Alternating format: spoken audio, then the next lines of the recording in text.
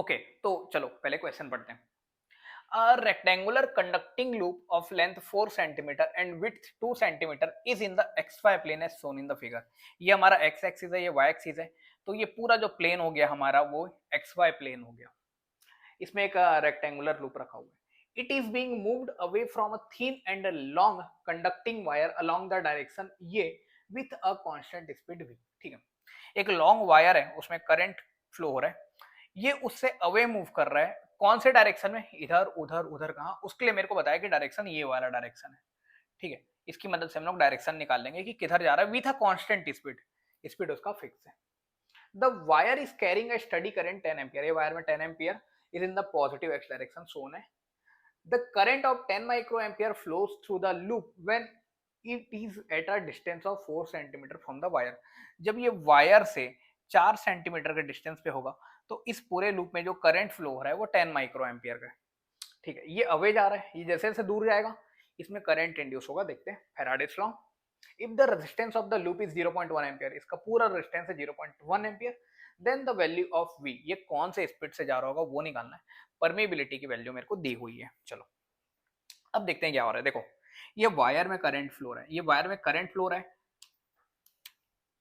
ये वायर में current flow हो रहा है, तो ये एक मैग्नेटिक फील्ड प्रोड्यूस करेगा। हाँ ठीक है, ऐसा करंट है तो कर्ल करेंगे ऐसे, मतलब ऐसा मैग्नेटिक फील्ड ऐसा घूम रहा होगा, मतलब यहाँ से आउट आ रहा होगा और यहाँ से अंदर जा रहा होगा, तो यहाँ पर ऐसे डॉट डॉट मैग्नेटिक फील्ड होंगे, बिल्कुल होंगे। ठीक है, अब जैसे जैसे वायर से दूर जाऊंगा मैग्नेटिक फील्ड की वैल्यू कम होती जाएगी। क्यों? क्योंकि एक लॉन्ग वायर के लिए हम लोग को मैग्नेटिक फील्ड का फॉर्मूला याद रहता है। क्या होता है? Mu naught by 4 pi 2i by distance. कितने डिस्टेंस पे निकालते हैं?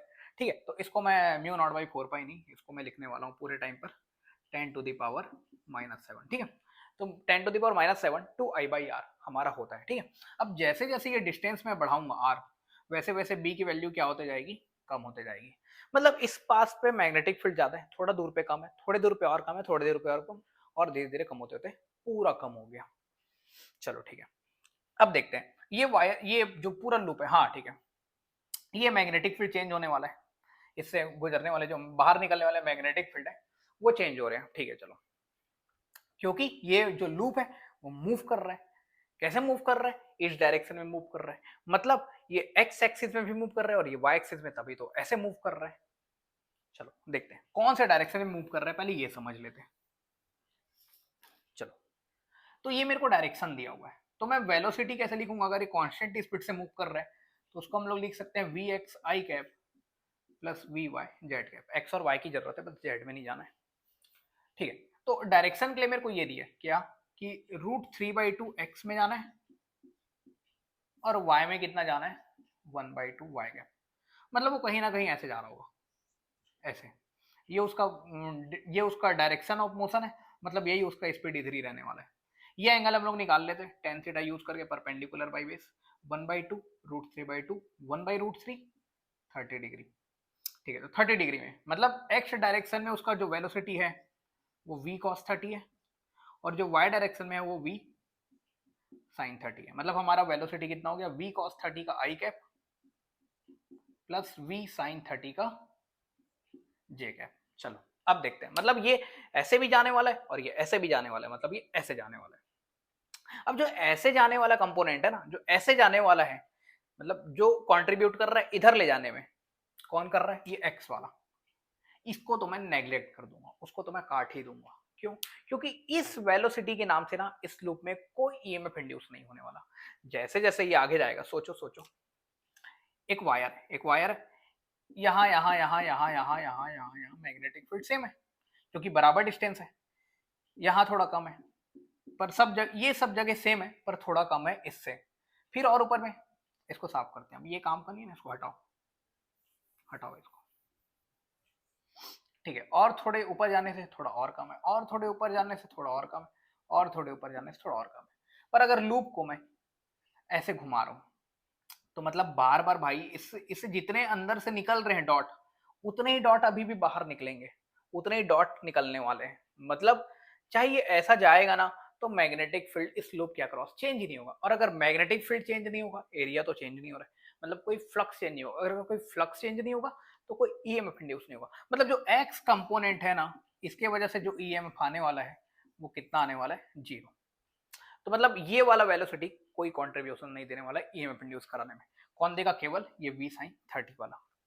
ठीक है, इतना हम लोग को समझ आ गया, ये भी क्लियर है। चलो अब देखते हैं कि ईएमएफ कितना इंड्यूस कराएगा, वो ईएमएफ कितना इंड्यूस कराएगा। तो हम लोग को ईएमएफ का फॉर्मूला पता है, बी एल वी, मतलब हम लोग निकालते हैं ऐसे एक्चुअल में v cross b dot L vector, ऐसे निकालते हैं। पर हम लोग उसको आगे बढ़ा के हम लोग पहुंच जाते हैं यहाँ पे, हम लोग ले लेते हैं कि सारे के सारे एक दूसरे के परपेंडिकुलर है। चलो अब देखते हैं क्या हो रहा है। अब देखना ये वाले, इसको पहले इसको देखते हैं। चलो इसको, x वाले वेलोसिटी को भूल जाओ, अब केवल y वाले वेलोसिटी को देखने वाला है। ये किधर जा रहा है, ये ऊपर। ये किधर जा रहा है, ऊपर। मैग्नेटिक फील्ड किधर है, आउटसाइड, आउट भी है। ठीक है, वायर का मोशन है ऊपर। करंट का डायरेक्शन निकालते हैं। चलो मोशन है ऊपर, राइट हैंड पाम रूल लगाते हैं, एफ बी और ये वाला डायरेक्शन आई। ठीक है, तो मोशन है ऊपर, थंब गया ऊपर, मैग्नेटिक फील्ड बाहर, तो 4 उंगली बाहर, तो पाम का डायरेक्शन ये होगा, मतलब करंट इधर आने वाला है। ठीक है, ये करंट को भेजने वाला है इधर। सेम ये नीचे वाला लूप भी, ये भी तो ऊपर ही जा रहा है, मतलब ये भी करंट को भेजने वाला है इधर। मतलब इसमें पोटेंशियल अगर बनाऊंगा इस लूप में तो ऐसा बनाऊंगा, इस एंड के अक्रॉस जो पोटेंशियल आएगा वो आएगा BLB। इस एंड के अक्रॉस अगर पोटेंशियल लिखूंगा तो ये भी कितना आएगा, BLB। बड़ा वाला इधर, छोटा वाला इधर। बिल्कुल क्लियर है, कोई दिक्कत नहीं। ये दोनों एंड के बारे में बात करते हैं, ये दोनों एंड के बारे में सोचो। ये दोनों एंड, ये भी तो ऊपर जा रहे हैं, ऊपर जा रहे हैं, ऊपर जा रहे हैं। और मैग्नेटिक फील्ड किधर है, बाहर है। और इसका लेंथ भी कैसे है, ऊपर या नीचे, जैसा भी होगा। मतलब लेंथ खुद ऊपर है, वेलोसिटी भी ऊपर है। अगर इस फॉर्मूले में ये तीनों क्वांटिटीज में से कोई भी दो अगर पैरेलल हो गए, ये वेलोसिटी, मैग्नेटिक फील्ड या फिर लेंथ में से कोई भी दो पैरेलल हो गए ना, तो ईएमएफ 0 आ जाता है। कितना आ जाता है, 0 वोल्ट आ जाता है। यहाँ वही हो रहा है, देखो लेंथ भी ऊपर या नीचे, वेलोसिटी भी ऊपर या नीचे। तो मतलब ऊपर वेलोसिटी तो ऊपर, तो दोनों पैरेलल या एंटी पैरेलल हो गए ना, तो ईएमएफ कितना आ जाएगा, 0। मतलब ये दोनों एंड पे कोई ईएमएफ इंड्यूस नहीं होने वाला, ईएमएफ केवल ये दोनों में रहेगा। और हम लोग देखा जाए ना तो बोल सकते हैं कि ये वाला ईएमएफ ज्यादा होगा, ये वाला कम होगा, क्योंकि इसका डिस्टेंस कम है। ये मैग्नेटिक फील्ड यहाँ पास ज्यादा है, यहाँ पास मैग्नेटिक फील्ड कम है। ठीक है, तो ये वाला ईएमएफ हमारे लिए ज्यादा रहने वाला है। पर ये मैग्नेटिक फील्ड कब लेना है, हम लोग ये वाला फॉर्मूला कब बनाएंगे, जब मेरे को मैग्नेटिक फील्ड की एग्जैक्ट वैल्यू पता रहेगी उस टाइम पे। हाँ पता है ना, उस टाइम पर मेरे को मैग्नेटिक फील्ड पता रहेगा कब, जब इसका डिस्टेंस यहाँ से कितना रहेगा, ये 4 सेंटीमीटर रहेगा। चलो आगे बढ़ते हैं, ये सब कहानी समझ आ गया।